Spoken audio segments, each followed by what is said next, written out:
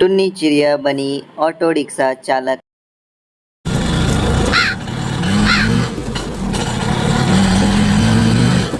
एक घने जंगल में टुन्नी चिड़िया अपनी माँ टोनी चिड़िया और अपने पापा टुन्नू चिड़िया के साथ रहती थी। टुन्नू चिड़िया एक ऑटो ड्राइवर था। उस वक्त टुन्नी एक कॉलेज में पढ़ती थी। एक दिन वो अपने पापा से कहती है, पापा मैं भी आपकी तरह ऑटो रिक्शा चलाना चाहती हूँ, क्या आप मुझे ऑटो रिक्शा चलाना सिखाएंगे? टुन्नू चिड़िया अपनी बेटी से बहुत प्यार करता था। वो उसकी हर इच्छा को पूरी करना चाहता था।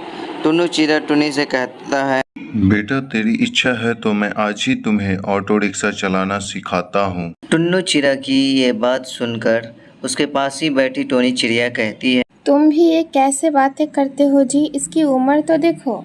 अब जल्दी से इसके लिए कोई अच्छा सा घर और चिड़ा देखो और इसकी शादी कर दो। माँ मुझे शादी वादी नहीं करनी, अभी मेरी पढ़ाई अधूरी है, पहले पढ़ाई पूरी हो जाने दो फिर मेरी शादी के बारे में सोचना। और पापा आज मैं कॉलेज से आने के बाद आपसे ऑटो रिक्शा चलाना सीखूंगी। टुन्नी रोज अपने पापा के साथ ऑटो रिक्शा चलाना सीखने लगी। कुछ ही दिनों में टुन्नी पूरी तरीके से ऑटो रिक्शा चलाना सीख जाती है। अचानक एक दिन टुन्नी के पापा का तबीयत खराब हो जाती है और टुन्नी कहती है, पापा आपकी तबीयत ठीक नहीं है, आप आराम कीजिए, मैं आपकी जगह ऑटो रिक्शा चलाऊंगी। बेटा ये तू क्या कह रही है? तू उतना बड़ा ऑटो रिक्शा कैसे चलाएगी? 1-2 दिन की बात है, मैं ठीक हो जाऊंगा तो फिर ऑटो रिक्शा चलाऊंगा। कितने दिन गुजरने के बाद भी टुन्नू चिड़िया की तबीयत में कोई सुधार नहीं होती है और घर में पैसों की तंगी भी होने लगती है। फिर हार मानकर टुन्नी ऑटो रिक्शा चलाने लगती है। अब वो हर दिन पक्षियों को एक जगह से दूसरी जगह पहुंचाने लगी। कुछ दिनों के बाद टुन्नू चिड़िया भी स्वस्थ हो जाता है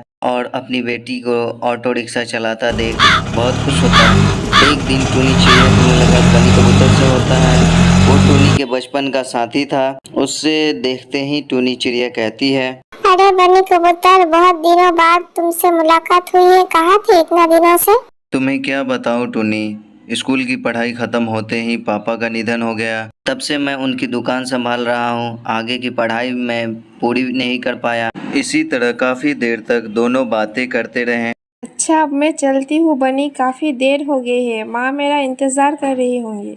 जब टुन्नी घर पहुँचती है तो उसकी माँ उसकी इंतजार कर रही होती है। टुनी आज तुम इतना देर कहाँ लगा दी, तुझे आने में इतना देर कैसे हो गई? क्या बताओ माँ, मेरे बचपन का दोस्त बनी कबूतर मिल गया था, उससे बात करते करते मुझे समय का पता ही नहीं चला। अब बनी कबूतर रोज टुन्नी चिड़िया से एक पार्क में मिलने लगता है। कुछ ही दिनों की मुलाकात में दोनों को एक दूसरे से प्यार हो जाता है और एक दिन दोनों शादी कर लेते हैं। ससुराल में टुन्नी चिड़िया के साथ बबीता कबूतरी उससे बहुत प्यार करती थी। टुन्नी भी इतना अच्छा ससुराल पाकर बहुत खुश थी, लेकिन जल्द ही उसकी खुशियों को ग्रहण लग जाती है। हमेशा की तरह बनी कबूतर एक दिन अपनी दुकान पर बैठा था। अचानक उसे दिल का दौरा पड़ता है और उसकी मौत हो जाती है और टुन्नी चिड़िया पर दुखों की पहाड़ टूट पड़ता है। दूर हो जा मेरी नजरों से डायन, पता नहीं कौन सी मनुष्य खड़ी थी, जब मेरे बेटे ने तुझे पसंद किया था आते ही मेरे बेटे को खा गई। माँ जी इसमें मेरी क्या गलती है? अब मेरा इस दुनिया में आपके सिवा कौन है? मैं अब कहाँ जाऊँगी माँ जी? अब तू कहीं भी जा लेकिन मेरी नजरों से दूर हो जा, तुझसे अब मेरा कोई रिश्ता नहीं है। रोती बिलखती हुई टुन्नी चिड़िया वहाँ से चली जाती है। 2 दिनों से भूखी प्यासी इधर उधर भटकती रहती है। तभी एक पेड़ पर रोती हुई उसे एक बूढ़ी चिड़िया दिखाई देती है। टुन्नी चिड़िया उसे कहती है, क्या हुआ, तुम क्यों रो रही हो? दीदी क्या बताऊँ, मेरे माँ और पापा पर एक चील ने हमला कर दिया और मैं इस जंगल में अकेले ही रह गई। बूढ़ी चिड़िया की बातों को सुनकर टुन्नी चिड़िया एक फैसला करती है, मैं ऑटो रिक्शा चलाकर अपना गुजारा करूंगी और इस अनाथ बच्चे को पालूंगी। ऐसा सोचकर टुन्नी चिड़िया पहले अपने लिए एक घोंसला बनाती है और अगले दिन से ऑटो रिक्शा चलाने जाने लगती है। धीरे धीरे उसे ऑटो चलाकर अच्छी आमदनी होने लगती है।